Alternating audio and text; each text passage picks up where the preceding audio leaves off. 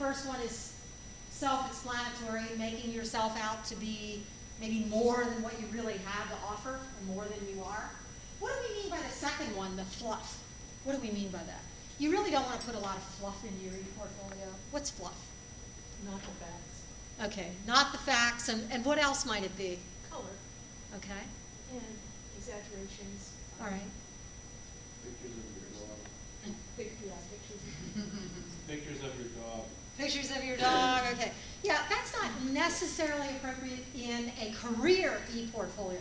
As you're putting your personal one together, remember I said there's 3 types of e-portfolios. If you're working on your personal one, your dog pictures are perfectly fine in there and other sorts of pictures, but maybe not in a career e-portfolio. How would you be risking unprofessional behavior in an e-portfolio? What might that look like? How could you be unprofessional? Spring break pictures? All right. How else could you be unprofessional? Type of language you send across.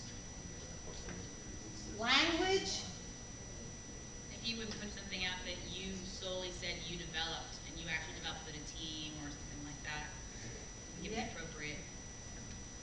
Like taking credit where it's not Correct. quite due? Yeah. And how about sabotaging your future? How would you sabotage your future? Rant about your boss that you have. Oh, yes, yes, yes, yes. Making derogatory statements or implications or saying nuances about your boss in an electronic form, using an electronic platform. That's bad news every single time. Okay. And your biggest challenges, we're kind of wrapping up at this point, your biggest challenges to putting together an e-portfolio that can work for you. Well, first of all, it's putting together something that really represents you in a way that attracts other people. So the words that you want to circle there are represents and attracts. You see, it's not just about representing yourself, but you got to attract other people at the same time. So it has to be, well, in a sense, you know, we've used the word provocative a number of times today, and we used it mostly about this presentation. But here's where I'm going to get to use it pertaining to you. You want to attract your listeners, your viewers, your tuner-inners, you see, in a provocative way that still remains professional. You want to appeal to the right people. Know your viewers, listeners, and audience. Know who they're going to be. And then appeal to them accordingly, you see. And avoiding overkill. What's overkill? What would overkill be in an e-portfolio? What's overkill? You don't want to resort to overkill, yes. I envision a business card nowadays. You have free emails, Twitter account, Facebook. So pretty soon your business card is filled with text.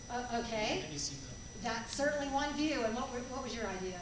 Oh, just people that include every single article, every single report they've ever written. It's like, really, just pick like top 2 of each sample, Okay. whether it's white paper, research brief, press release, just Yeah, for your e-portfolio. Now, you can always supply somebody with the full CV with Yeah. every article on there. yeah, But for the e-portfolio, we're talking more highlights, just right? like your best. Exactly, yeah.